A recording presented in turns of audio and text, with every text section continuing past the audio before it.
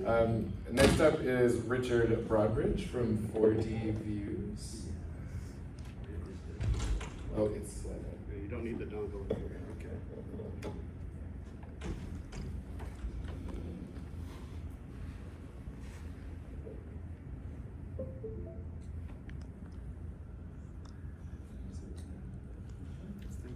All right, great. All right, Richard.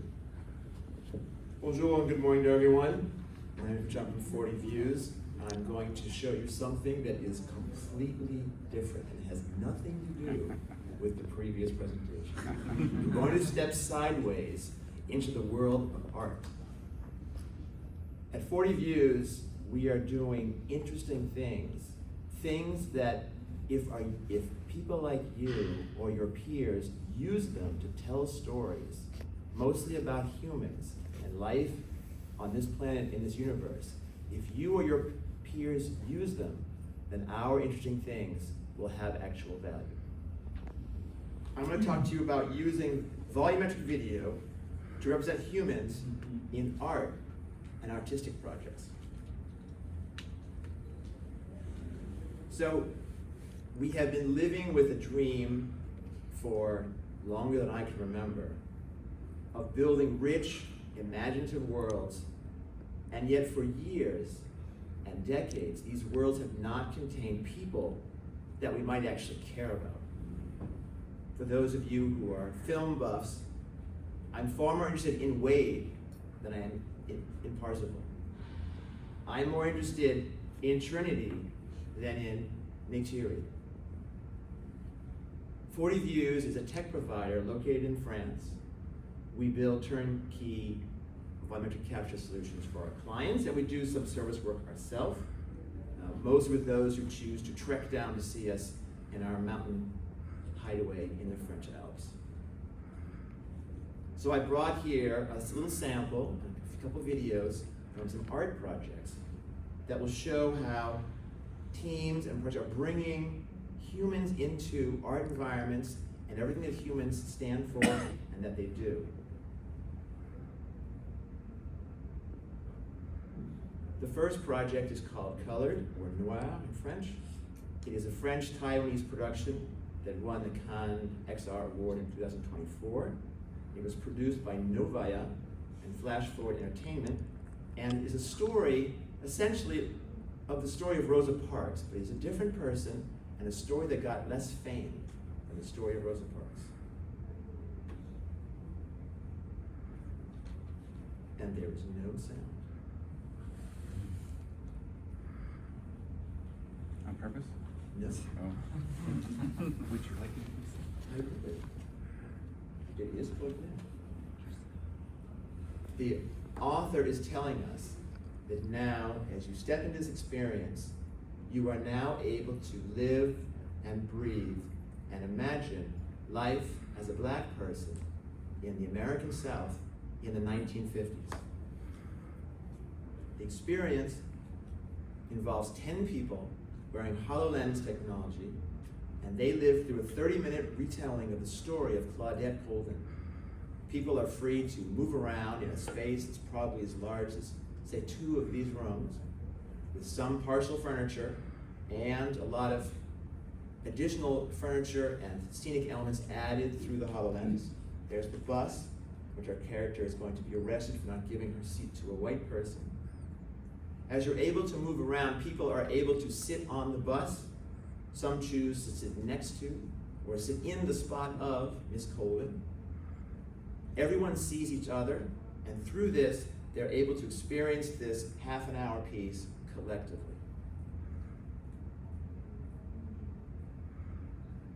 The next 2 pieces were produced by Tin Drum and our friend Todd Eckert. This is Tin Drum's Kagami piece. As the international pianist Mr. Sakamoto from Japan neared the end of his struggle with cancer, he revealed a never-played-before piece written when he was young. 80 people experienced this piece, again together, in Magic Leap devices, and are able to move around the space, starting in chairs similar to these in a circle around the space, and able to move and interact with the piece I'd like to add that when you start viewing the piece, everyone has, by definition, the best angle. So if I'm sitting here and you're sitting there, we're both seeing the piece from the same angle at the start, and how we move alters our view as we move through the piece. This is Tin Drum's The Life, done with Marina Broadbridge.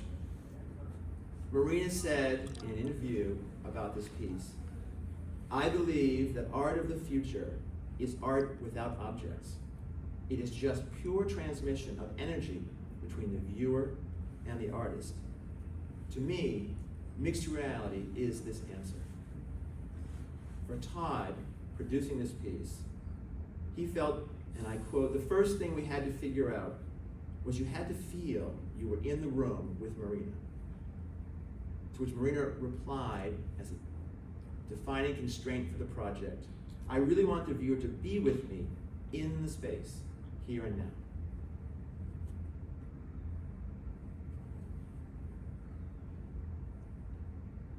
And again, we're working with 80 people in Magic Leap devices, sharing a common experience. Here we are in the Serpentine Gallery in London, where this was first shown, and now the piece travels the world.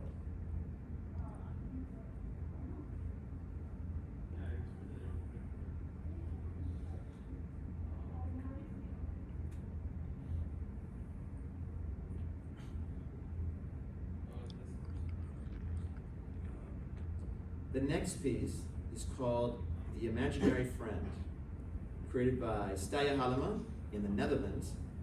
It is the story of a young boy who is coping with the loss of his mother. And as the player of the piece, in the headset, you are the boy's imaginary friend. So you are working with the boy to help him create narratives to overcome his fears and the loss of his mother.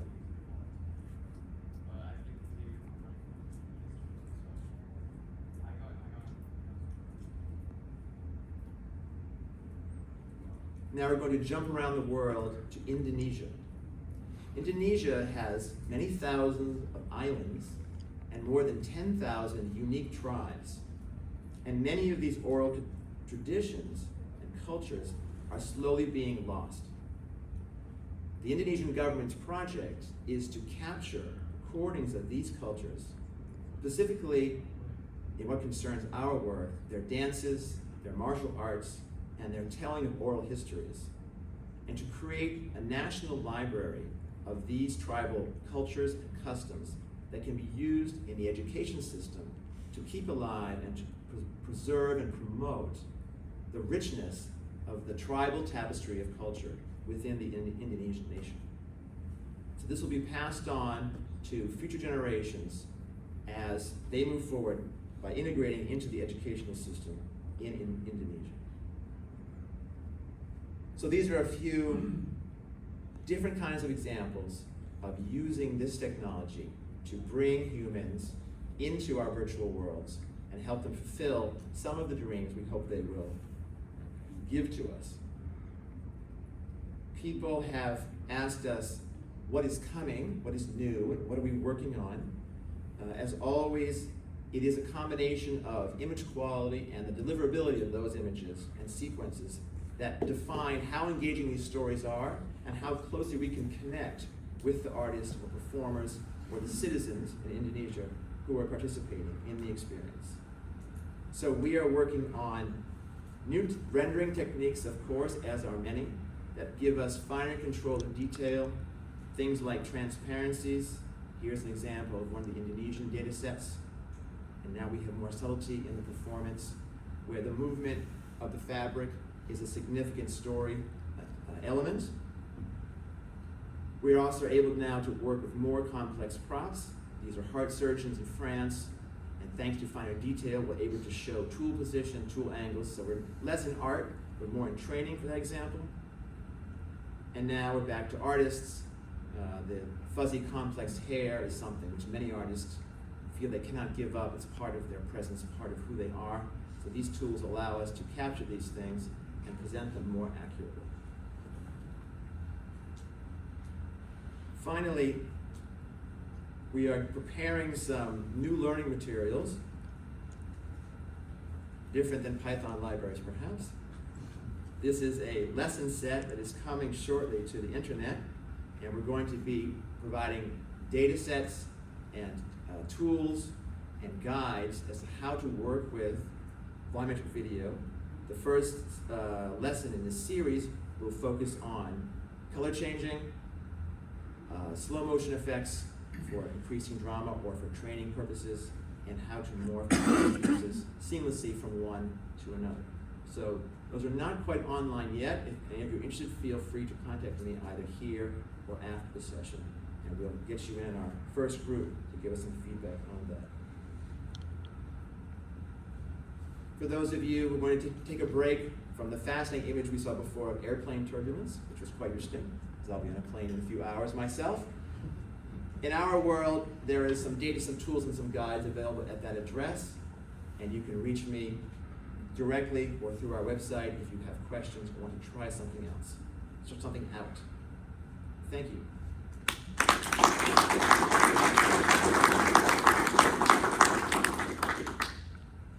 Any questions? Hi, exhibition designer with museums. Yes. And we have a immersive space in our galleries at the moment. Because of the nature of it, we have a lot of asynchronous entry and exit to those experiences. I'm wondering if you have anything upcoming that might be able to work with people jumping in and out of an experience and how that runs, or is it very beneficial for these to have defined stop-start caps? In the current tool set, we're able to provide, it's useful if you can pre-script things to a certain degree. An example more from training is in the work some of our partners do in police training. We begin with an action sequence to which a police officer deploys a tactic. And the tactic may or may not work today, may work today, but may not work tomorrow. And a trainer can then seamlessly branch the trainee into further storylines that have been pre-built with some of the morphing I mentioned in our upcoming lesson. So it's a seamless transition that either is done automatically or is done by an instructor.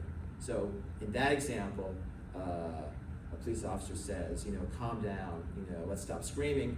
The person he's talking to may or may not comply. Another use of the same tool is to create, for example, in a simple VR scenario, a character who is looping, who is waiting for an audience member to approach or to perform a certain action. And from this, again, on a pre-scripted basis, we can have different outcomes where I approach the character begins to speak. So combining these simple tools, we can create fairly rich narratives using a pre-scripted set of options. We do not yet have the ability to do it on the fly with AI that talks to you. That is perhaps coming, but today it's a matter of pre-scripting and building that narrative and then guiding the user through it. With your 4D captures and other captures, can you edit after the 3D animation, or is that just something that's not there right now? So, in answer to his question, what you all should remember is I said no, okay? I said no, sorry. You can't editing. I didn't hear that. No, you can't do that, because what we encounter is a reflex that comes from the world of cinema in particular. Shoot it approximately and we'll fix it in post. It's like a film, get the actor more or less over there, we'll move him later with Houdini, we'll add a little blender over here, we'll add a whale in the sky. So the answer usually that we see coming from teams, creative teams, is it's all fixable later. In this world, most things are difficult or impossible to fix later. So the first answer is, no, you can't change anything. You must fix everything in pre-production before you shoot. When you arrive in post-production, there are in fact some tools that will allow you to shift things. But the more you shift them, the more you break the authenticity and the reality of the performance that has been captured. So for example, if I have to touch this microphone, and it's a virtual microphone, during a shoot my hand may end up here. Can we take the person and rearrange them so we touch the actual microphone? Certainly. There are quite a few tools that are available, but there aren't as many, and you always risk breaking the authenticity. So the official answer is no, and the real answer is yes, but only if you have to. Try not to have to. Great, thank you. Thank you.